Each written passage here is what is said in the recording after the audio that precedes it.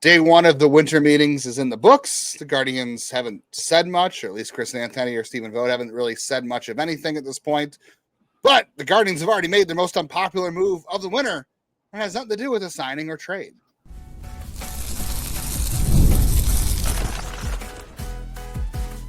You are Locked On Guardians, your daily podcast on the Cleveland Guardians. Part of the Locked On Podcast Network, your team every day. Hello, everyone, and welcome to the show today. Today's episode is brought to you by FanDuel. Let me adjust my camera a little here. You can start the season with a big return on FanDuel. New customers can place a $5 bet, and you'll get started with $150 in bonus bets if you win your first $5 bet. Visit FanDuel.com to get started. On today's Locked On Guardians, a lesson in public relations. No, we're not going to go there. I don't know how you manage to make people mad without doing anything or saying anything, but Guardians winter is off to a great start. They signed Shane Bieber, and they've lost all the goodwill they created from that, apparently. We'll talk about day one of the winter meetings, which has actually absolutely been nothing for the Guardians except for a headache, and we'll talk about why. If you're listening, you probably already know why. We'll talk about what the Guardians should do next after signing Shane Bieber and what they need to work on next. We'll talk a little bit about some TV money news that we got, and then on Top 10 Tuesday, we will talk about the top 10 free agents in Guardians franchise history, or debate around. It's not going to be a huge analytical list. It's just going to be a conversation about who have been the most impactful. So stick around for Top 10 Tuesday at the end of today's show. Before we get into that, I'm Jeff Ellis, one of your two co-hosts here. Been here since Locked On decided they wanted to have people come on and talk about baseball. Before that, I was a lead draft and prospect analyst at Scout 24/7. I'm Justin Latta. I've been covering the Guardians minor league system since 2007 as well. I've written for places like Guardians Baseball Insider. I was the editor-in-chief for a little bit, and I'm at the News Herald and the Morning Journal currently as a freelancer, and also my own Substack at Next Year in Cleveland, Prospects Live as well, and many a Cleveland baseball blog at some point throughout the history of those existing. And most of those Cleveland baseball blogs never had much to say about day one of the winter meetings for the Guardians because nothing ever happens. So, we're recording this at 10:30 Eastern on Monday night, which is day one of the winter meetings, or I think day two. I think teams were there on Sunday, actually, but nothing really happened. Haven't seen a real peep from the Guardians in terms of quotes, interviews. Obviously, no transactions of note on Monday evening. Not really a shock by that. I did have ChatGPT come up with a quote, and we'll just assume Chris Anthony said this. We're in the process of gathering information and engaging conversations. Those meetings are often less about immediate action and more about setting the stage for deals down the line. We haven't made any moves yet, but we're confident the groundwork we're laying to improve the team in meaningful ways. That sounds about right. We'll just go with that. I am curious. Chris AI term that he returns. I'm just curious if anyone's actually there to report anything. That's been your mind's biggest debate in the early going. Is like, did anyone send anyone to the meetings? I haven't seen anybody tweet, post, anything on any social media platform. It was, I think I watched an interview with Vogt, so we know they're there, and we know that the Guardians are in Dallas, as far as I know. And like, here's the thing, like, I am all for Zach taking his leave. Like, I'm not, as someone who has had someone try to make me, and I did. I went and worked on my paternity leave. I'm glad he's not doing that. I'm glad he is giving himself that grace and that time to spend with his family. There's no point in going to the winter meetings anyway. There isn't, but it'd be nice if, like, one of the paper. I mean, I know papers are a dying thing, but it's like, it's amazing how this can be not covered. I know it's like likely not a lot is going to happen with the Guardians, but in some ways they pre-gamed it, right? Like they kind of released the Bieber stuff before the whole thing started. That was kind of an interesting transaction. It was. I didn't think the Guardians would say much about it this week anyway, because it's not official and they're not going to preempt it. And again, we debated whether or not they'd add him to the 40-man roster for the Rule 5 draft. I'm thinking at this point they won't, because the Rule 5 draft is Wednesday and it's now Tuesday morning. People are listening to this. So unless the Guardians have had some sort of statement before then, I'd be really surprised. So on that note, now the Guardians have reportedly signed Shane Bieber back in the fold, and we know he won't be back until June at best, maybe July. What are the next steps, Jeff? Do you think the Guardians need to take this offseason? What's the next direction they need to head in? Let's not sign Alex Cobb. I'm kind of surprised. I'm waiting to see the money on that. I'm sure it's 1 year.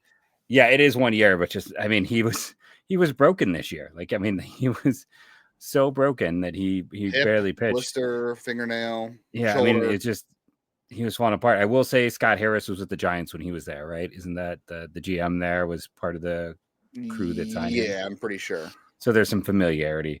And hey, maybe they liked what they saw in the postseason. It just, it is what it is. I still think they need pitching depth. That's why I bring it up. You got to figure out somewhere, some way, somehow to find some pitching depth.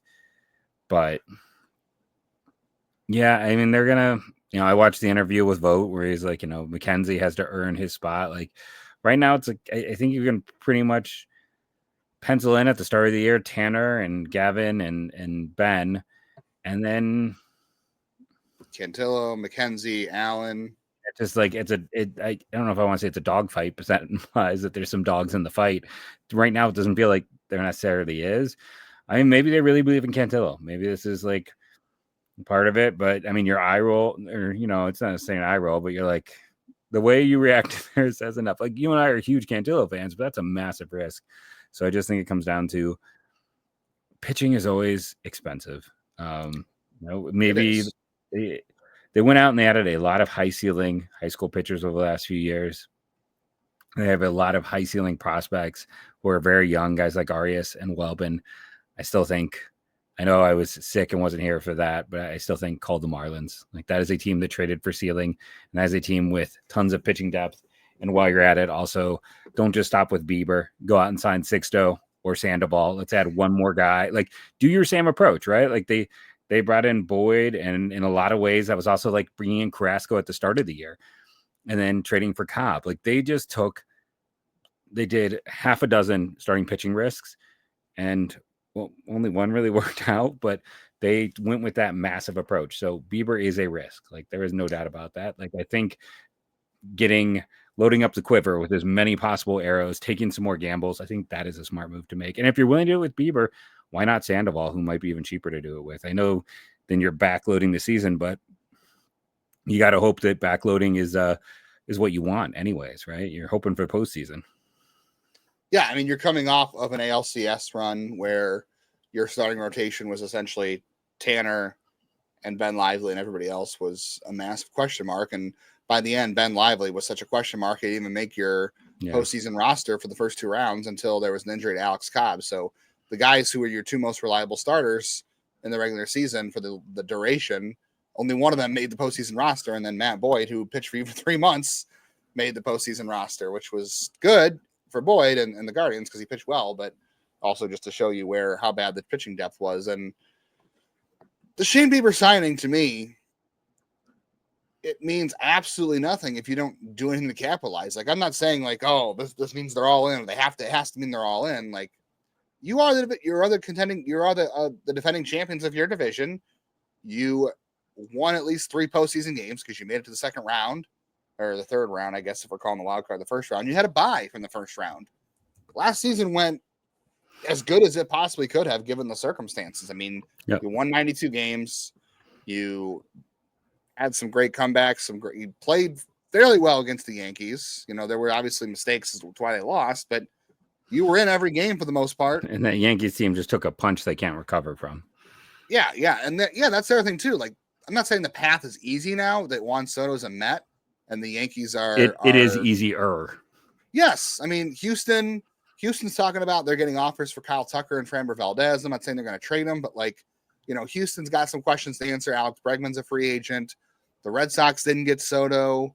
Your division isn't going to get any easier, though. The Twins, it seems like the Twins are not going to be able to add a whole lot either because they're in the same TV situation as Cleveland. The Tigers look like they're going to add. They added Alex Cobb. I don't think they're adding much. None of these teams have money to spend. And the Royals have spent a lot of money. The Royals spent a lot of money last season. Are they going to do it again? I don't know. No. The reports by Ken Rosenthal said no. They re-signed Michael Wacha, but I don't see much else going on there. So it's like you're still in the driver's seat in this division with your roster. And the Bieber sign means something, because the Bieber signing really is, we're hoping he's a trade deadline acquisition this year. That's what you're hoping for them. I mean, if he comes back in June, that's great, but you also can't bank on him being Shane Bieber of old in June. Maybe by July he's back. I don't know.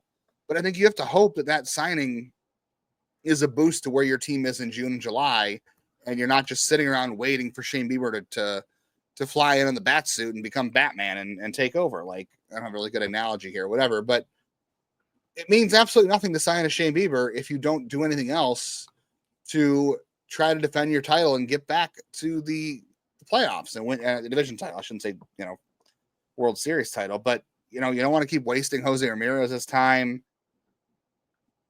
You don't want to waste your time with Stephen Kwan. You don't want to waste your time with Tanner Bybee, because that day by day that gets less likely as well. Same with Emmanuel Clase. He's not going to be Superman forever in the bullpen either. Who knows how this bullpen's gonna come back next year after all the work they went through. Like, we don't know for sure. But to me, the Bieber signing means absolutely nothing if you don't back it up with something else. And they can't control the trade market, right? Like, you can be aggressive and you can try to get out in front of the market and talk to teams about deals, which it takes two to tango. And we know in the past teams don't really love dealing with Cleveland, but I don't want to say be aggressive, but I'm sure they know where the market is on a guy like Josh Naylor or whatever they're doing in the trade market, right? Like, get your ducks in a row in terms of what's going to happen with Josh Naylor. Because if you decide that it's the best course for you to trade him, do that while you still have options to replace him, whether it's, again, Santana, or if it involves you going to get Yandy Diaz or something else, or putting Kyle Manzardo at first base and then figuring something else out offensively, whether it's the position doesn't matter and you can just throw anybody in there at DH. Like, you need to have your ducks in a row about what you're going to do with Naylor, how you're going to add offense, and then agreed pitching. Like, is it another Ben Lively type thing? We keep talking about Griffin Canning. Patrick Sandoval's fine, but like, that's not a 2025 move. I'm talking about 2025 moves. Like, you need to go out there and back up the Bieber signing. You have an easier path in the AL than you had a year ago, and your rest of your division isn't making major moves. Like, the Twins are going to be about the same. The Tigers signed Alex Cobb. I don't know what else they're going to do. Doesn't seem like the Royals are going to do a ton else. And the White Sox are getting worse because they're going to trade Crochet. And a division title means, like, I'm not saying it's meaningless, because we always say, like, the 6 months of the season is still fun when you're watching, March to September. But, at some point you also have to consider October, and you're not going to have the honeymoon period. Like, this team was a lot of fun in 2024, right? We have said every day how much fun it was to watch this team at times. And I'm not saying they won't be fun in 2025, but you're going to lose some of the honeymoon period, because now you're going to be expected to win the division, where we came into last year with not a lot of expectations and things were fun. That honeymoon period is going to be gone, and you're going to be expected to compete. And you got to have something up your sleeve a little more than, oh, here comes Shane Bieber, the rescue in June, coming off Tommy John. I think that's going to cut it. Like, it could be good, but it's only good if you set yourself up to make it impactful. So we'll see. I don't know. But talking about how the honeymoon period is over, do the Guardians have a fan connection problem? We're going to talk about that next.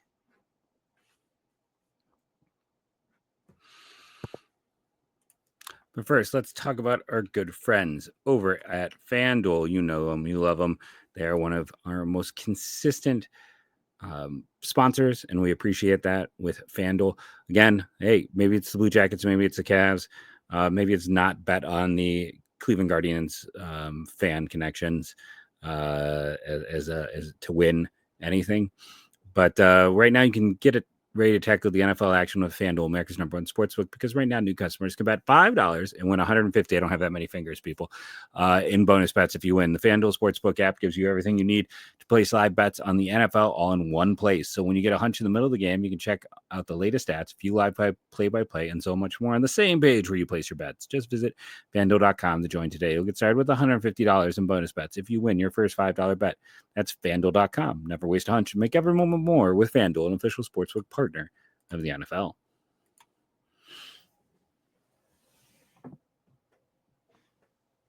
Whatever the Guardians did with Shane Bieber, whatever else they'll do this offseason, I think if the Guardians don't make another big, I'm going to say big move, I don't know how we're qualifying big here, but I think the Guardians might want to come up with something sizable the rest of this offseason because they seem to have really hit the bee's nest or the hornet's nest with their fans on Monday.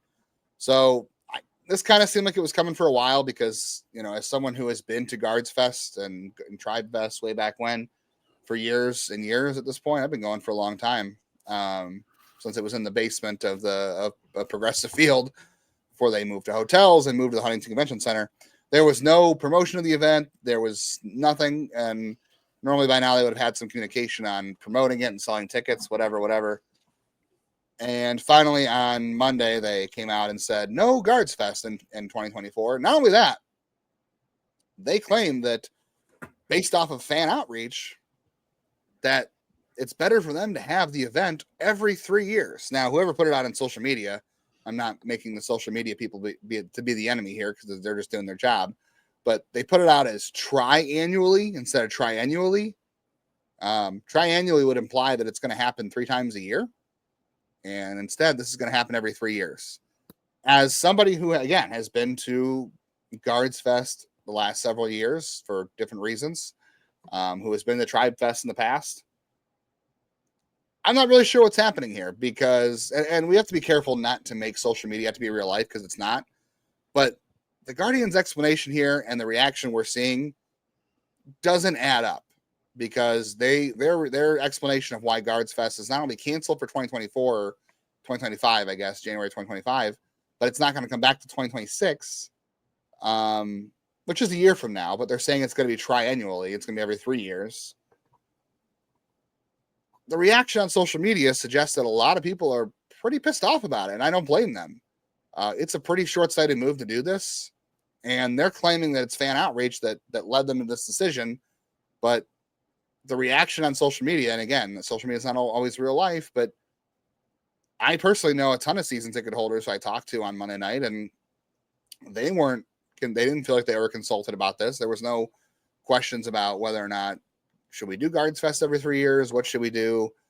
They didn't have anything asked them about it as far as they told me, and other people on social media saying the same thing, and people love this event. I've been to this event multiple years in a row. I've seen people take their kids from the time they were like 6, 7, 8 to the time they were teenagers. I've seen plenty of families there. I've seen plenty of friends there. I don't get this. Their explanation is it was fan outreach led them to this decision. There's not a single commenter on social media saying, oh yeah, that makes sense. Good move. Like everyone's pissed. And off social media, people I've talked to also, everyone's pissed. This isn't the first time the Guardians have had an issue connecting with their fans, and there's been a big disconnect between what they're doing or what they're saying and how they treat their fans. I wish I had more insight into this. It's not a player thing as far as I know. We've talked to some people, and it doesn't sound like the players were pushing away from this. Like this was, well, we have no way they of weren't knowing told that anything. part. But other teams are doing this. Like you and I had spent some time before the show looking this up. The Twins do one. The Reds would usually do one, but the place they go is being renovated, so it's not happening this year, which is a reasonable explanation. The Pirates are doing it. The Royals are doing it. The Rays have done it before. They probably won't this offseason. You said the Mets have done it. Like the Tigers do it. There are a lot of other teams in this market, in these markets. The Tigers are the one who doesn't. Okay, so the Tigers.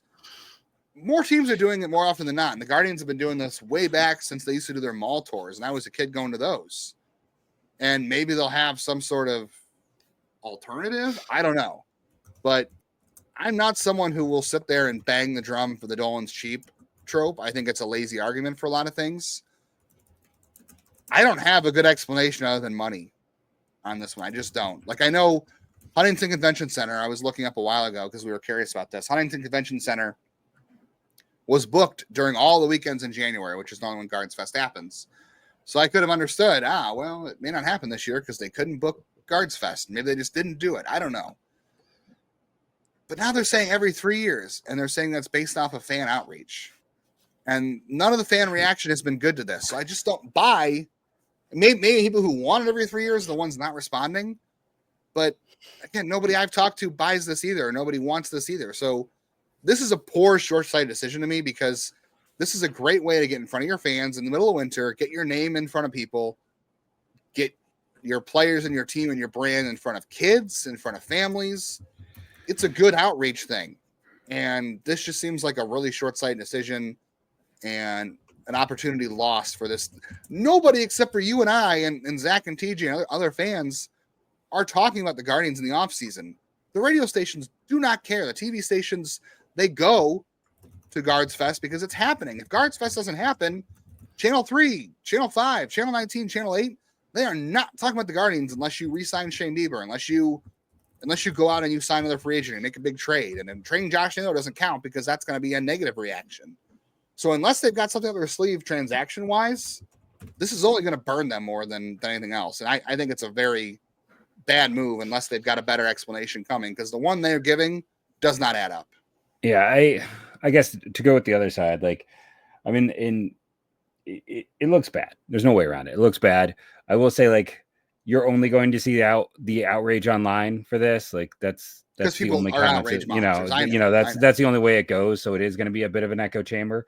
And I understand anyone who's upset. There are people who look forward to this every year.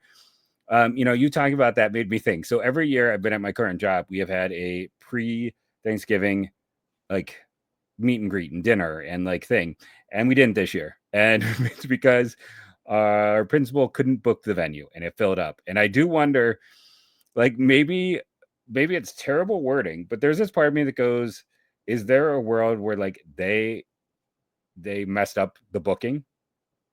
So why every 3 years then? But then they can say, hey, we're going to do triannually to test that out, see how the blowback is. Like, hey, we can say that because they're planning to bring it back in 26 anyways, which is 2 years. So they're saying every 3 years, but they're bringing it back in 2. So there's a world where this is just testing it out to see what the reaction is. That's poor PR then. It's terrible PR. They're not good at PR. I'm sorry. I know, so it makes sense because they're bad at PR. They're not good at PR. They're not. My theory makes perfect sense because they're terrible at PR. Like, they would, hey, this is a perfect opportunity to gather more data. Like, it's not a good look no matter what. Like I said, I don't really have any skin in this game. I've never been to one.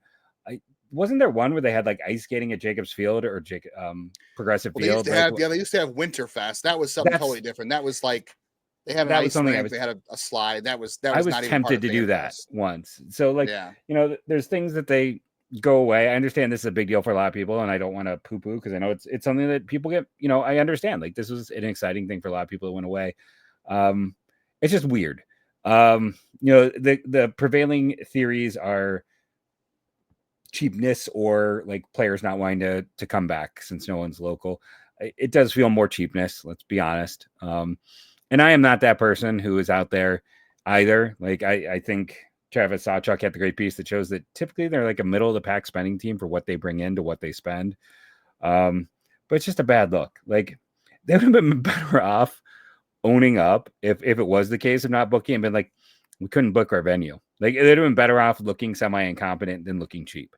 But I guess maybe the other side of that is them being like, hey, everyone already thinks we're cheap, so what does it matter? Like,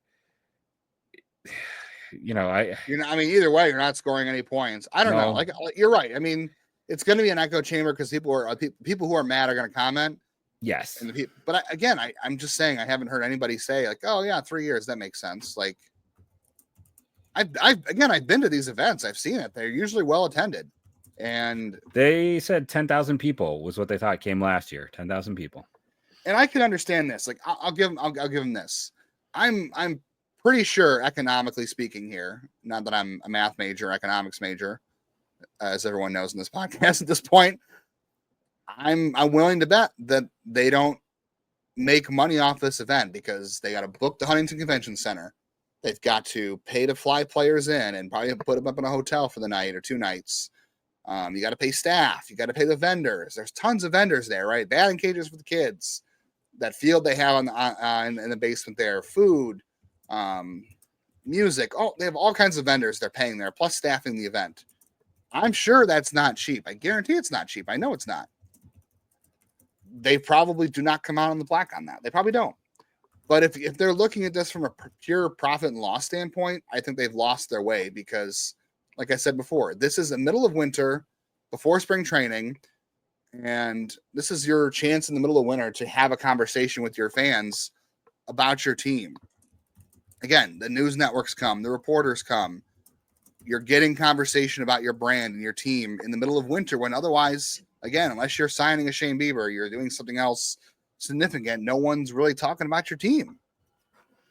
This is the only way you get your team in front of people and the news in the winter in this town, outside of people like us and Zach and TJ. So you've missed that opportunity, and now you've pissed off the people who actually do like your team by doing this.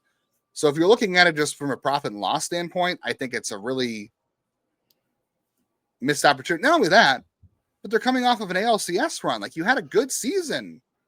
You don't want to do something with that? Like, I don't know. Again, you could say, well, we didn't book the venue or whatever, and that's fine. The Reds aren't doing theirs this year because the venue they normally use is being renovated. You can absolutely say that, and we can say, well, okay, the venue is being renovated. What are you going to do, right? That's out of their control because they don't own Huntington Convention Center. They don't. And they used to do it in the basement of Progressive Field. They don't do it there anymore because I forgot why they moved from there, but I think it was too small for the capacity. I was say about size. If they're saying 10,000 people, I can't imagine. Yeah, I was there. It was days. packed in those. It was like a sardine when they used to do it. Probably there. like a fire code issue. It could be too, but now there's renovations going on there. So maybe once the renovations are over, they go back to doing it there. I don't know, but maybe that's the plan. Maybe they're saying, well, in 3 years, in 2026, we'll bring it back and I'll be at our stadium where we don't got to pay for the venue. Yeah. But why not say that, right? Why not say when the renovations are done, GuardsFest will be back at Progressive Field every year? And why say, well, we're going to move to a triennial? The wording just doesn't make any sense. That's what I'm saying. The explanation doesn't really match any logic. Like, I don't know. They have more info than we do. I hope they have more info than we do.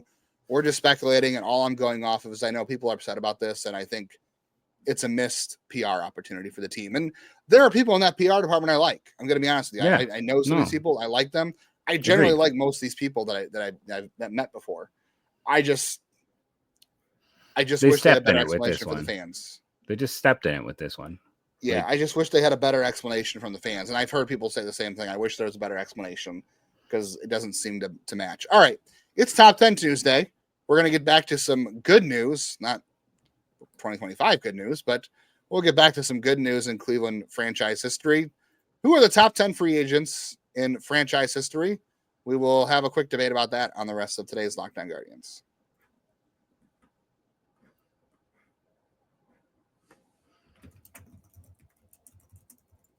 Not really a scientific debate on this one. We didn't really spend a whole lot of time researching. We were just having a conversation about it.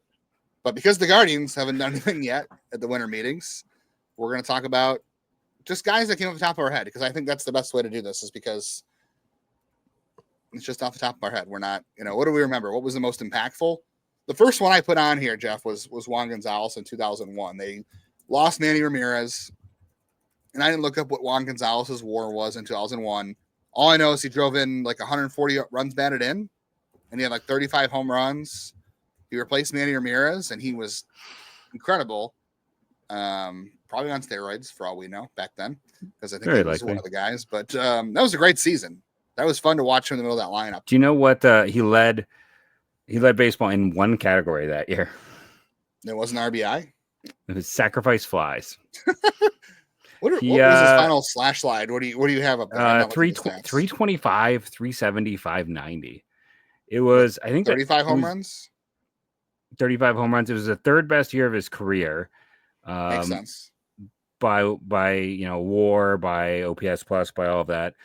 The next year, he would go back to Texas and he would just be done. Like, I mean, he would accumulate over the next 4 years a grand total of 2.3 WAR over the next 4 years. He would get one final at bat in Cleveland. Yeah, 05. His hamstring injury in 05 was why Grady Sizemore came up. So yep. He delayed. It was a great free agent signing in 01, and then 05 he delayed one of the greatest prospects of all time in 05. So good and bad. I threw Robbie Alomar on here. I know Robbie Alomar's got a lot of baggage. A lot of baggage. It's a great way to put it. I didn't know how I was going to put that, but I'm glad you said baggage. I'm kidding. Sorry to everyone listening. That's probably like 5 people who are mad at me for just making that sound, because I would hate that sound as well. So I understand it. So I'm sorry. I should never have done that, but I had to make fun of you and Justin as because he was not expecting that.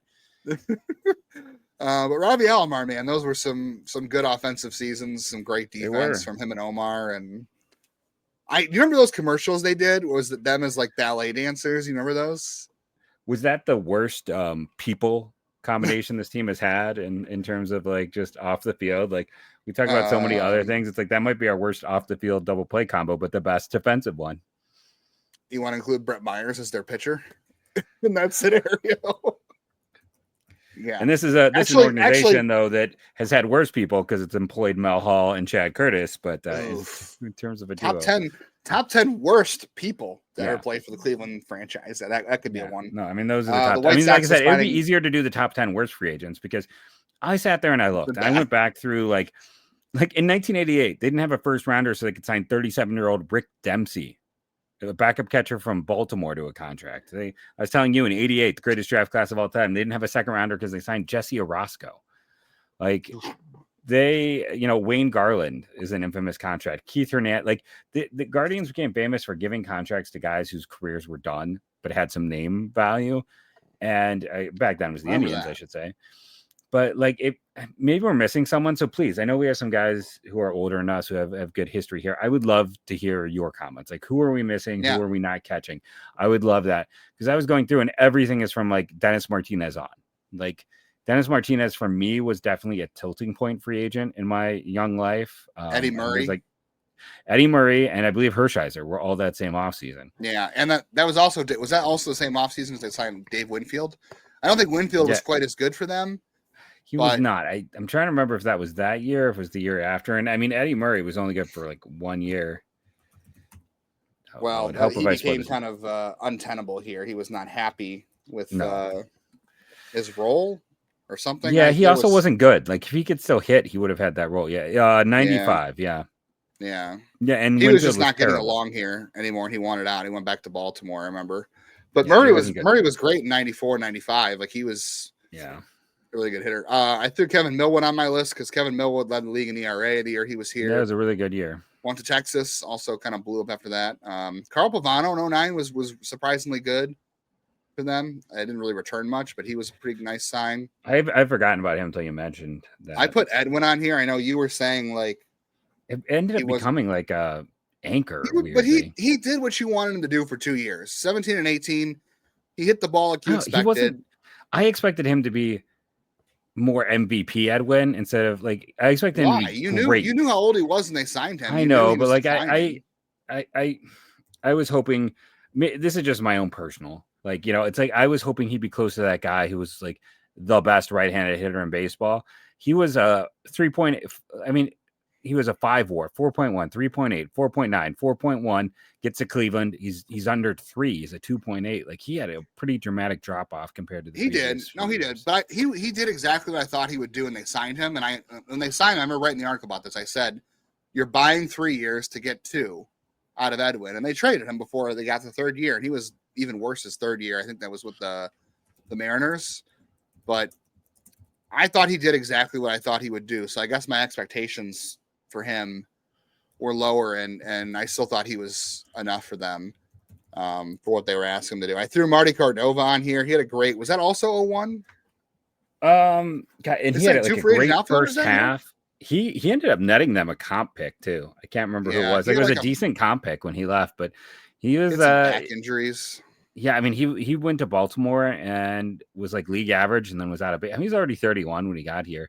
And that year started really hot, and it slowed down significantly as the year went on. But it was still a good year. A back issue for him. So they signed 2 free agent outfielders that offseason. They signed Cordova and Juan Gonzalez that year. Yeah, that's wild. Never seen that again. Bob Howery is on my list. I'm not. Both those guys though were low value. Like Juan Gon, I think was like 1 year 10, and Cordova was like coming off injury. So like they were not. That's true. Neither of them. And Cordova is like he won the Rookie of the Year, and then he struggled with ineffectiveness. So yeah, it was not a big. I didn't rank these, by the way. I just kind of threw some names on here. Like I have Ronnie Belliar in 03. Ronnie Belliar was so fun to 100% watch. Should be. Ellis Burks was good in 01 too for them. That was another good one. So they signed a lot of interesting free agents that worked out for them in 01, only to get knocked out by the Mariners in the first round, who had a great year that year. Like Bob Howery was on here. Bob Howery was really good in 05. No, I think he should be there too. That was Yeah, a their great bullpen signing. was so good that year, and he was part of it. And then, of course, they couldn't re-sign him or wouldn't re-sign him. I don't know, but he was fantastic for them that year. Casey Blake, at the time, obviously none of us knew who Casey Blake was, but he was a great player for them during that little window. And then he also netted them Carlos Santana. Scott Kazmir was a great in 2013. Would not have made the playoffs without him. Lofton came back in 95, 97 as a free agent, so I counted that. Yeah, one can argue that's probably their best one. Like, yeah, I would agree with that. Paul Bird in 07. I mean, he was great for them in 07. He started a couple playoff games for them. And then Mike Napoli, like I know Mike Napoli towards the end was pretty much cooked towards like the last month of the season in the playoffs, but they definitely don't make the playoffs without, or the World Series without Mike Napoli. And that was a lot about leadership too. And then I think the last one I threw on here was Eduardo Perez because he netted them. Is it enough to say it? Because he netted them as Jubal Cabrera, and that was a guy who was a good player for them for quite a few years. Yeah, like I said, I'm to put him on the top 10 though. There's always guys I think about like Eric Plunk, like from the, the Derek Lilliquist had like one good year. They Tony Fernandez had a big home run. Rajay Davis had a big home run. Do you count that? Yeah, it's like those guys who were kind of around who had some. I mean, Mike Jackson probably should get some run on this list. And I think about was he a free agent? I thought he was a free agent. No, Mike Jackson was a free agent signing, so he should probably be there. Jose Mesa was a trade, but Mike Jackson was a free agent from Seattle, I want to say. They just was that. What? Oh, free agent. Sorry, yeah, never mind. Free agent, yeah. But yeah, it's free agency has been more of a sucker bet, which is what it is historically. Like it's one of those things. That's at the why. End of the day. That's why all the names on this list are like from the 90s to the mid 2000s. Like, we only have two on here from recent memory, and that was Edwin and Napoli. But at the same time, too, it's like go through that list. Who's Napoli coming off injuries and ineffectiveness? 1 year make do. That's right. Gonzalez, 1 year makeup. Cordova makeup. Not Edwin's like makeup issue, but like all guys that were hurt. Like this entire list is either you were hurt coming off a down year or you were old, like Martinez and Hershiser and Murray. Like this is not they've been successful not when they've gone for the Bournes, the Swishers. I mean, even Edwin was older, but like he's probably in terms of like big money. For all my complaining, he's probably been their most successful, bigger and spend free agent. Like this whole list is littered with.